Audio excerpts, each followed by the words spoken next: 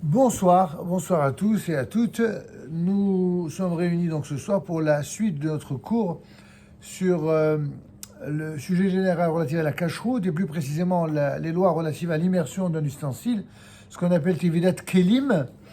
Et après avoir, il y a la dernière séance, parlé de quelle était tout d'abord en introduction la mitzvah qui est à l'origine de cette obligation de tremper la vaisselle dans le mikvé pour pouvoir l'utiliser. Ensuite, l'ordre d'immersion des ustensiles. On a parlé des versets de la Torah où on nous disait clairement qu'on doit d'abord tremper tous les ustensiles qui sont en fer et après seulement en verre et tous les autres métaux qui sont soit dispensés de Tevila, soit tout simplement font l'objet de discussions. Alors, lorsqu'on aura à tremper dans le mikvé un de ces ustensiles, on fera ça dans l'ordre de la logique. On commence d'abord par le fer, ensuite par le verre, et ensuite tous les cas, on va dire litigieux ou alors suspects ou il y a sur lesquels il y a des sphécotes, et on fait ça dans cet ordre-là, comme ça on est sûr de ne rien transgresser. On va me dire, qu'est-ce qu'il y a de grave de dire une bracha? Il y a un principe selon lequel une bracha, c'est quelque chose de sacré, et donc on ne peut pas utiliser le nom de Dieu en vain. Il faut l'utiliser que lorsque cela a fait l'objet d'une consécration. La meilleure façon de désacraliser quelque chose de sacré, c'est précisément de donner plus aucune différence ni distinction entre le sacré et le profane. Dans la Torah, on fait la distinction en rappelant que distinguer ne signifie ni opposer ni séparer. Ça, c'est le grand problème idéologique qui traverse les nations occidentales. Dans le monde occidental, on a une tendance, surtout dans le monde moderne, à opposer le sacré et le profane. Le ciel ou le céleste au terrestre. Ce qu'on appelle le Kodesh et le Chol, oui.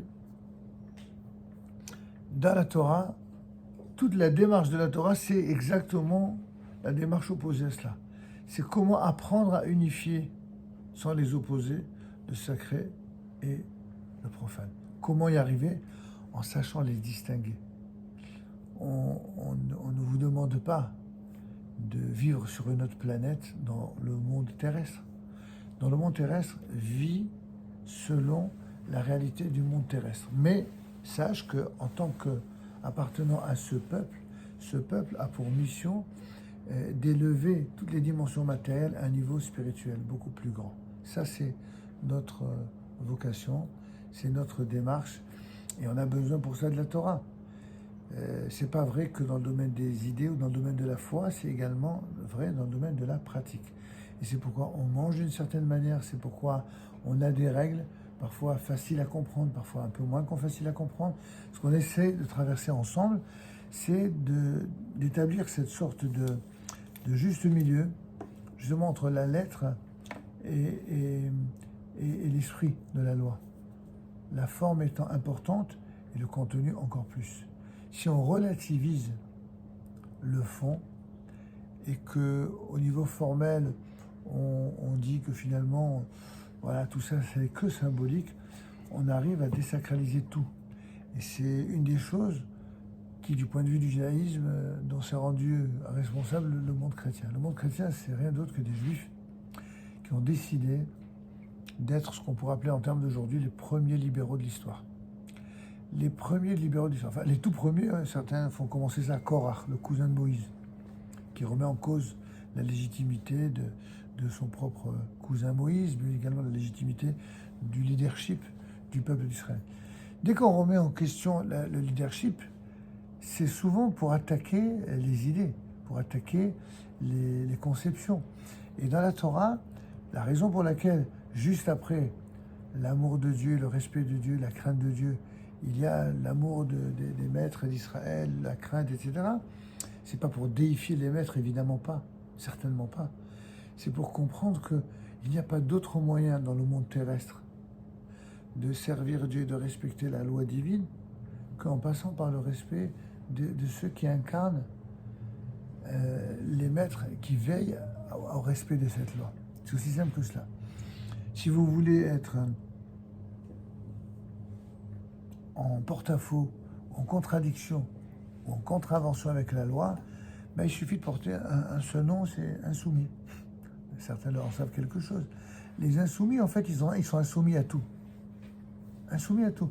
Peu importe les connotations idéologiques ou politiques. C'est exactement la définition. D'ailleurs, certains portent très bien leur nom. Les insoumis sont insoumis à toute règle morale et toute règle de droiture. Ou alors, pire, ils réinventent la morale et la droiture. Tout ce que la Torah nous dit, ce qui est vrai et ce qui est faux, ben, ils font le contraire. Tout ce qui est droit ou tout ce qui est tordu, ils font le contraire. C'est systématiquement, et ça c'est le principe de l'insoumission. Alors pourquoi cette introduction? Parce que quand on est dans les lois relatives à l'immersion des ustensiles, si on parle en termes rationnels, on se dit mais de quoi on parle là? Pourquoi la Torah nous demande des choses pareilles? Tu vois pas? Simplement parce qu'il y a eu l'histoire des Midianites et que de là on apprend qu'il faut d'abord passer par le feu certains ustensiles et d'autres par le tremper dans l'eau. On a du mal à comprendre. Si vous alors ceux qui nous ont rejoints récemment, je vous recommande de vous abonner sur le YouTube où on a mis les vidéos précédentes. Comme ça, au moins, vous pouvez les récupérer. Et en tout cas, au moins les principales parties. D'accord? Alors, revenons, si vous voulez bien, donc, au sujet d'aujourd'hui. Après avoir parlé des ustensiles qui sont réservés à la nourriture, sur lesquels d'ailleurs repose essentiellement la mitzvah, on n'a pas besoin de tremper au mikvé un tire-bouchon, par exemple. Pourquoi? Parce qu'un tire-bouchon, on ne mange pas avec, tout bêtement. Et même s'il sert à ouvrir les bouteilles, il y en a, ça les amuse de le mettre. Pas de problème, mais on n'a pas le droit de faire une bracha sur un tire-bouchon.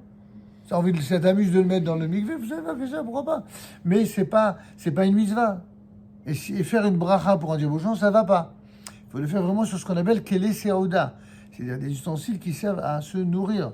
Ça inclut notamment les fourchettes, les cuillères et les couteaux, mais aussi les verres, mais également les casseroles, les marmites, etc. Alors, matière des ustensiles, c'est le thème de ce soir. La matière des ustensiles, du fait que la Torah n'a cité que 6 métaux, je vous rappelle de quoi il s'agit. C'est El-Hazar qui enseigna au peuple juif, seul l'or, l'argent, le cuivre, le fer, le plomb et l'étain, tout ustensile qui a été utilisé par la force du feu passera par le feu et il sera alors purifié. Et c'est seulement par l'eau de la Nida qu'il trouvera purification.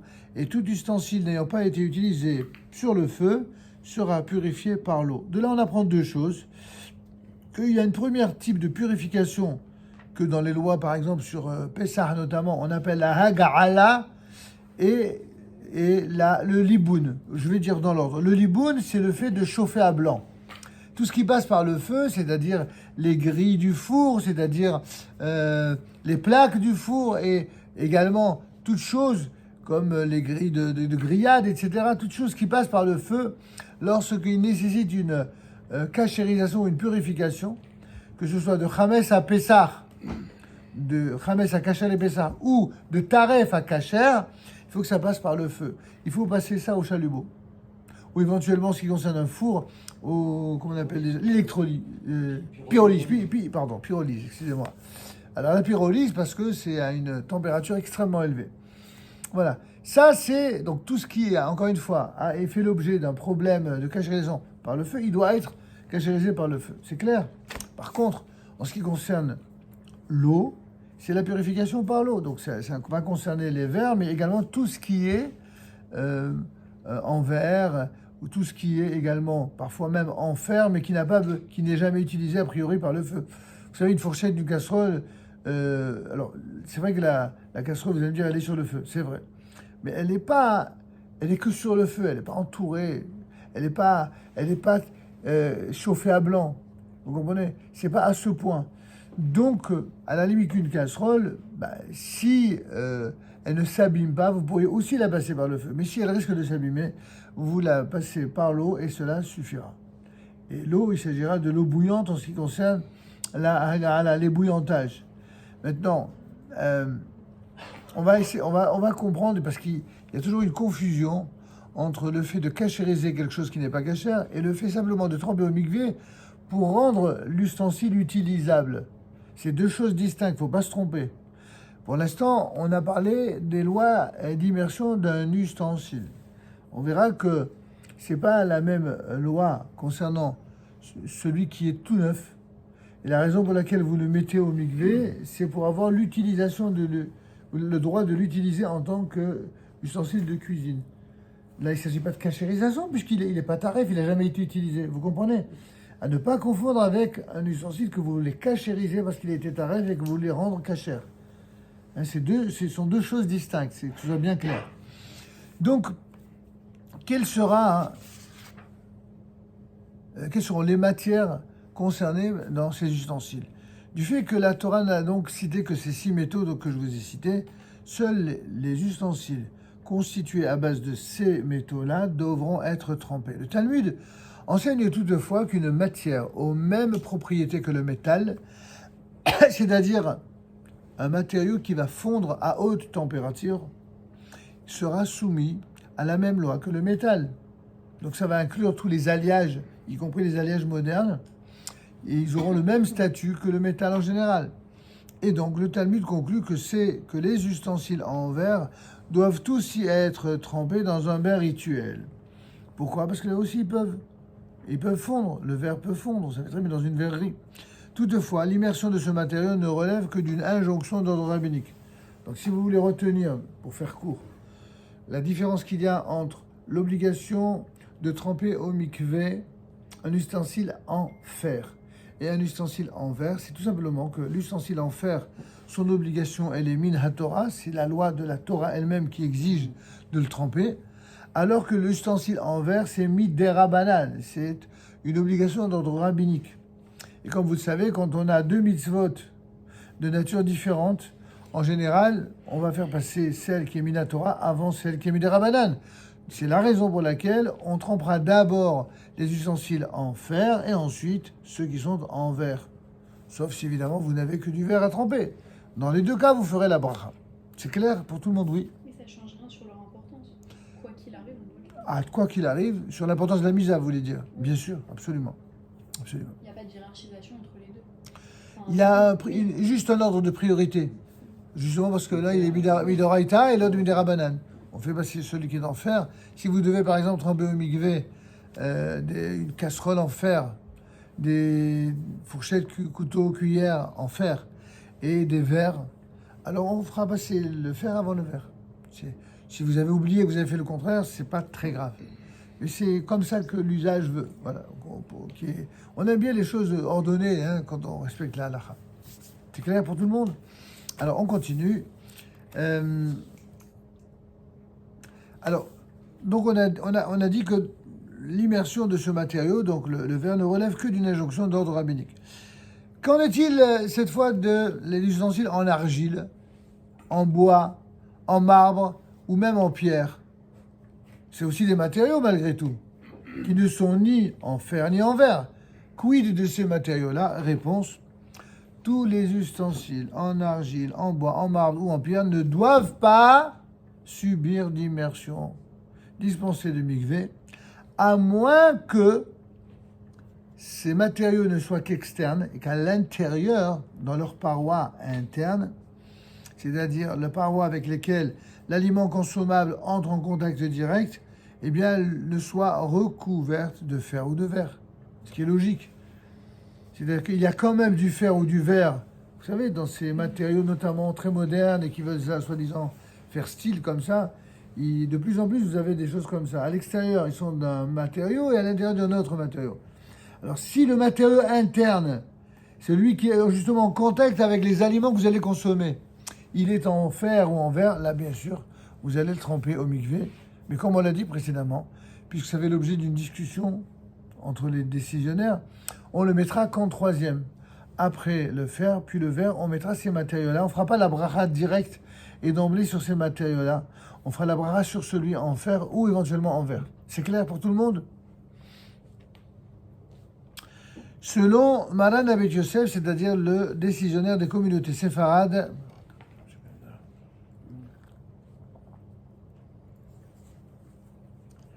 il faut réciter la bénédiction de l'immersion de ces ustensiles, mais selon le Rama, c'est-à-dire le décisionnaire des communautés ashkénazes, il faut s'en abstenir complètement.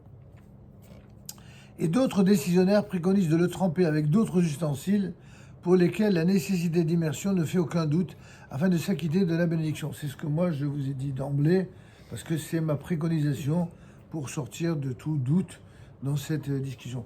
Évidemment, vous pourriez être surpris de voir que, depuis si longtemps que les lois ont été édictées, on en est encore à parler de doute.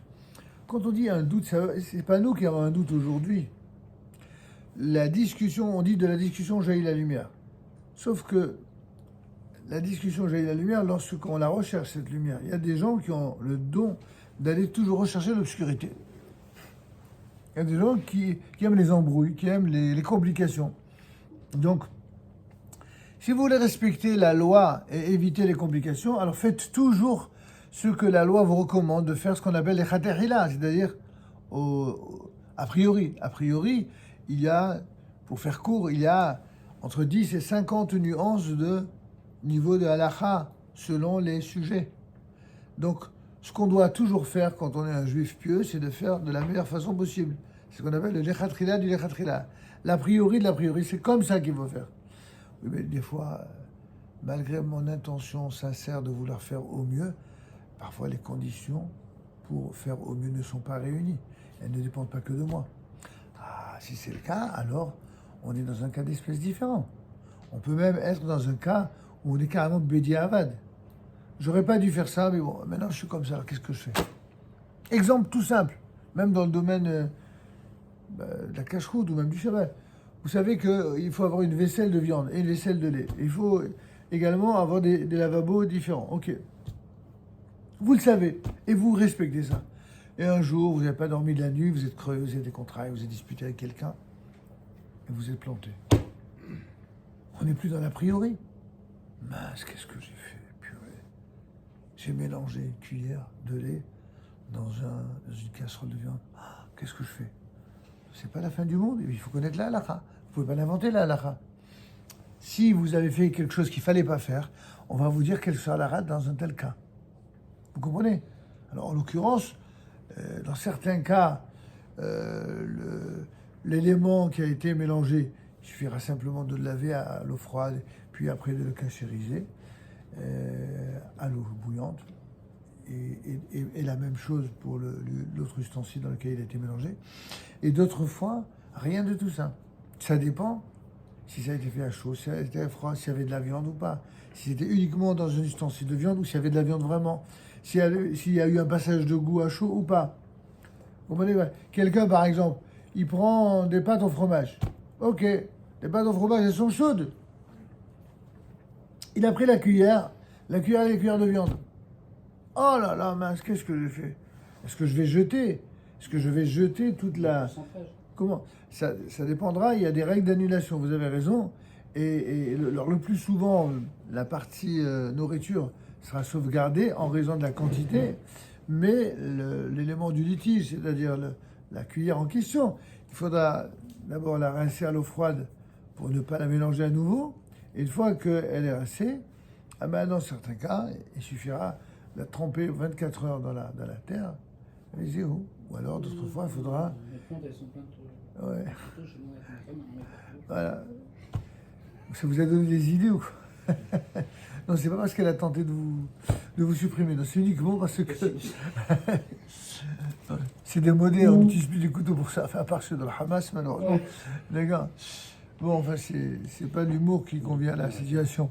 En tout cas, revenons, si vous voulez bien, à notre halakha. Donc, il faut évidemment, selon Maran, si il faut rester la bracha, et selon le Rama, lui, il dit qu'il faut s'en abstenir, on va suivre la majorité des décisionnaires qui diront que il faudra éviter de se trouver dans cette situation. C'est-à-dire qu'on fera la bracha pour les ustensiles en fer ou en verre, et pour tous ceux qui font l'objet d'un doute, alors on le trempera après sans bracha. C'est clair? C'est ça qu'il faut retenir pour ne pas vous embrouiller la tête. Dans ceux qui veulent vérifier et regarder les détails, je vous invite à regarder cet excellent ouvrage du Rav Loriad, Les fondements de la cache-route, qui est celui dont on se sert depuis quelque temps Enfin, ça fait longtemps qu'on s'en sert, mais c'est la première fois, disons, que de manière systématique, les grands thèmes de la cache-rouge, je les prends de ce livre parce qu'ils sont vraiment bien présentés. Et il a surtout une vertu, c'est le seul ouvrage, parmi les ouvrages modernes, qui a l'honnêteté extrême de citer tous les grands poskim, y compris ceux que le Rav lui-même ne suit pas forcément. Il reconnaît, il admet qu'il y ait différents usages, séfarades, ashkénazes, de tendance plutôt de Damezrach ou de tendance de séfarades d'Afrique du Nord. Il les cite tous avec beaucoup d'honnêteté. Et pour cette seule raison-là, je le préfère à tous les livres qui existent. Je pense qu'il mérite d'être salué et respecté pour cela. En plus, évidemment, des réelles qualités de contenu. Y a-t-il d'autres questions sur cela? Donc, on va terminer par la précision concernant les ustensiles, les matériaux. Tout d'abord, les ustensiles en verre. Comme ça a été mentionné plus haut, l'obligation de tremper les ustensiles en verre, c'est un décret d'ordre rabbinique. Il faudra donc réciter la bénédiction au même titre que sur l'immersion d'ustensiles en métal. Ainsi qu'il est écrit, et vous ne vous écarterez pas de tout ce qu'il vous ordonne. À quoi fait-on référence? On fait référence aux lois édictées par nos sages, notamment du Talmud. Cela vient d'une loi de la Torah, Devarim, chapitre 17, verset 11. Il y a un paradoxe inattendu, c'est que quand quelqu'un transgresse une loi de la Torah, c'est très très grave, c'est excessivement grave, puisqu'il transgresse une loi de la Torah. Mais s'il transgresse une loi des Rabbanan, il transgresse deux mitzvot. Il transgresse non seulement la loi des Rabbanan, mais il transgresse une autre mitzvah qui est celle de la Torah, qui nous oblige à respecter la loi des Rabbanan. Et certains s'imaginent, bon, si c'est les rabbins, bon, c'est moins grave. En fait, c'est faux.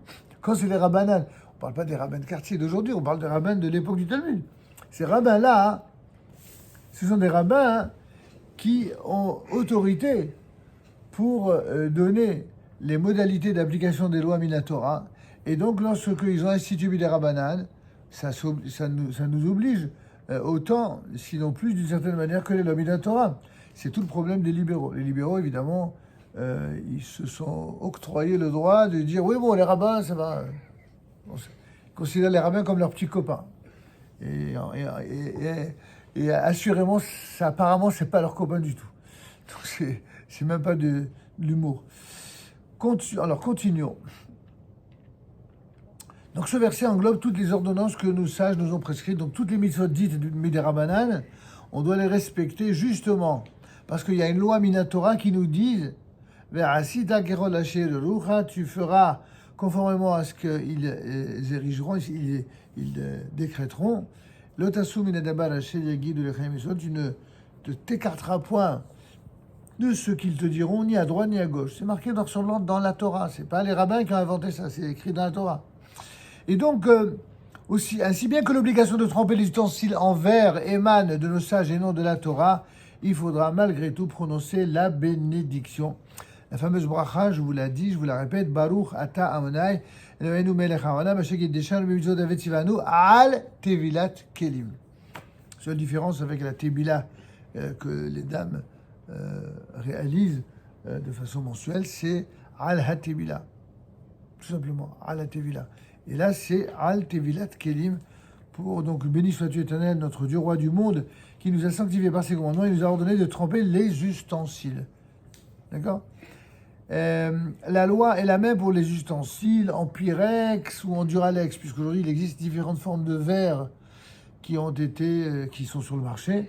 Et dans tous les cas, c'est la même loi. Donc il faudra faire la bracha de Al Tevilat Kelim et du fait que eux aussi, comme le métal, fondent à haute température, comme le rappelle en tout cas le Yabia Omer, ce qu'il a dit, etc. C'est clair? Maintenant, qu'en est-il pour terminer sur ce passage, les ustensiles en plastique? Les ustensiles en plastique ne doivent pas être trempés du tout dans le bain rituel. Et on ne fait en cela aucune distinction entre un plastique dur et un plastique mou. Et bien que cette matière fonde également à haute température comme le verre, imposer l'immersion du plastique relèverait d'un nouveau décret qui n'avait pas été prévu à l'époque justement des rabbins du Talmud. Et il n'est pas de notre ressort d'instaurer de nouveaux décrets. Là, pour le coup, c'est nous qui transgresserions une loi qui dit l'otosif ala velotigra mimenu. On n'a pas le droit d'ajouter au nombre de lois de la Torah, ni d'en retrancher. Ah, vous allez me dire, alors qu'est-ce qu'ils font les rabbinats dans ce cas-là? Ils n'ajoutent pas? Non. Ils n'ajoutent rien. Tout ce que les rabbinats ont décidé, ce sont les modalités d'application pour mieux faire respecter les lois de la Torah. Vous comprenez? Tandis que ajouter quelque chose qui n'existait même pas à l'époque, ni de la Torah, ni du Talmud, là, ce serait ajouté. Et donc, on ne peut pas s'autoriser à faire une chose pareille. Et comme le plastique n'existait pas à cette époque-là, donc ajouter l'obligation de faire le mikvé avec bracha, là, ce serait vraiment ajouté. Et ça, on ne peut pas s'autoriser une chose pareille, du fait que ce matériau n'existait pas à l'époque des sages du Talmud, comme le rappelle le Yabir Omer. Et quiconque voudrait agir avec plus de rigueur, à savoir, ça lui démange, il a envie de tremper les récipients en plastique, il pourra le faire, évidemment, mais sans bénédiction. C'est clair? Et évidemment, il sera digne de louange. Et la loi, bien sûr, est exactement la même pour les ustensiles en os. Vous allez me dire, quelle idée d'avoir des ustensiles en os? Bon, dans des contrées africaines et autres, ça existe. Donc, je ne sais pas si c'est d'un très bon goût, mais en tout cas, là aussi, vous pouvez tremper, mais en aucun cas faire la bracha. Qu'en est-il des ustensiles en porcelaine à présent? Les ustensiles en porcelaine, nous avons déjà enseigné que les ustensiles constitués d'argile sont quittes de l'immersion rituelle. Ainsi, la porcelaine, c'est de l'argile. C'est de l'argile travaillée, évidemment, qui est simplement recouverte de glaçure, et donc elle sera quitte d'immersion.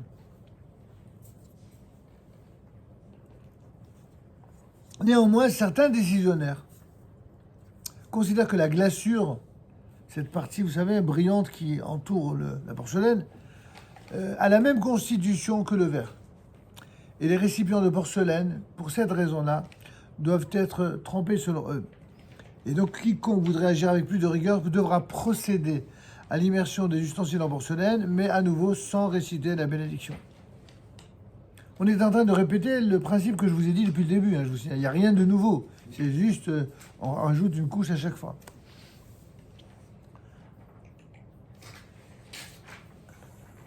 C'est par exemple le Tefillah les Moshe qui, dans son tome 3 au chapitre 18, affirme qu'à notre époque, la porcelaine, elle est recouverte de verre. C'est un fait avéré.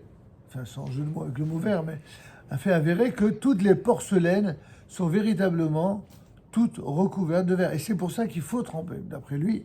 Pour autant, la bracha, vu qu'elle fait l'objet, encore une fois, de marloquet, donc il vaut mieux ne pas faire la bracha, juste de le faire après un ustensile qui, lui, a été trempé avec bracha.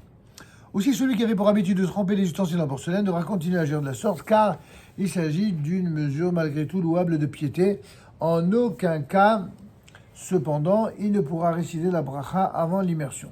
Il semble que les décisionnaires qui dispensaient d'immersion les ustensiles en porcelaine parlaient seulement d'une catégorie de porcelaine qui n'était pas à l'époque recouverte d'une couche de verre, comme celle dont on parle aujourd'hui.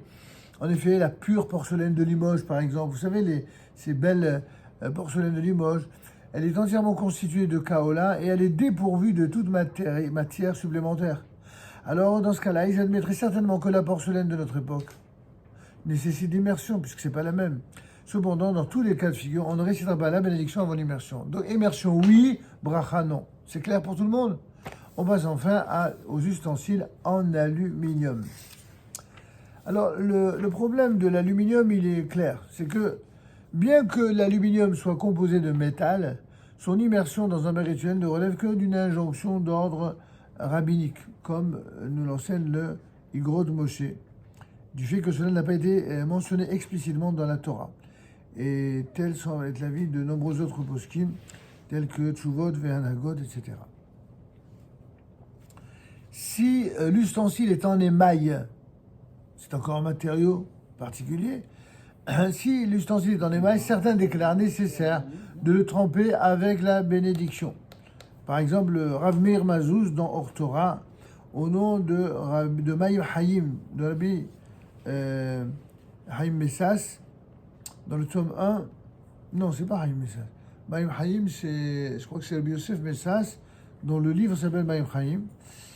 Et également dans l'encyclopédie de la cacheroute alimentaire, à la page 100, au nom de Rav Mordechai Eliyahu, eh bien, tous ces maîtres cités déclarent nécessaire de tremper l'ustensile en émail avec bénédiction.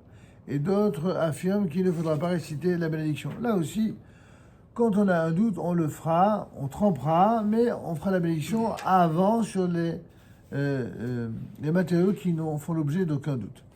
Il conviendra donc de tremper l'ustensile avec d'autres récipients pour lesquels il n'existe aucun doute et de s'acquitter de la bénédiction par elle prononcée sur ces ustensiles. Très bien.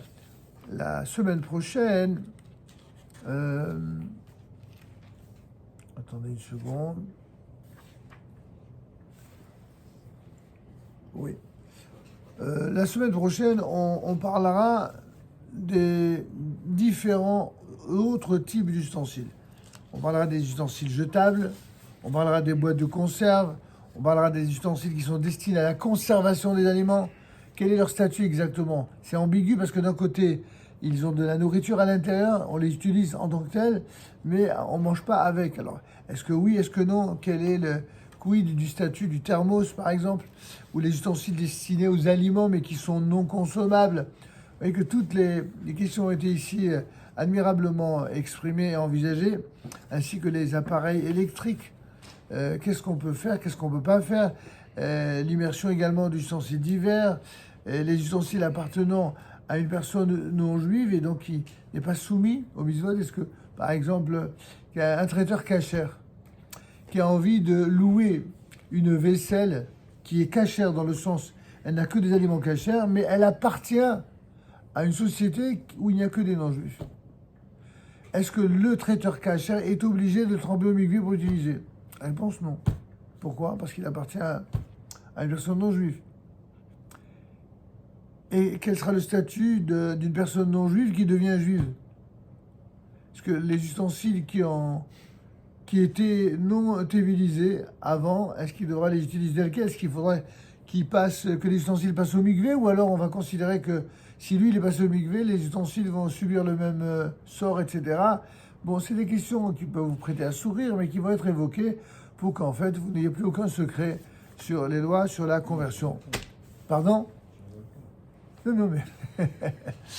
voilà. Donc, on parlera de cela la semaine prochaine. On va passer à présent à notre shiur sur la tfila, la paracha.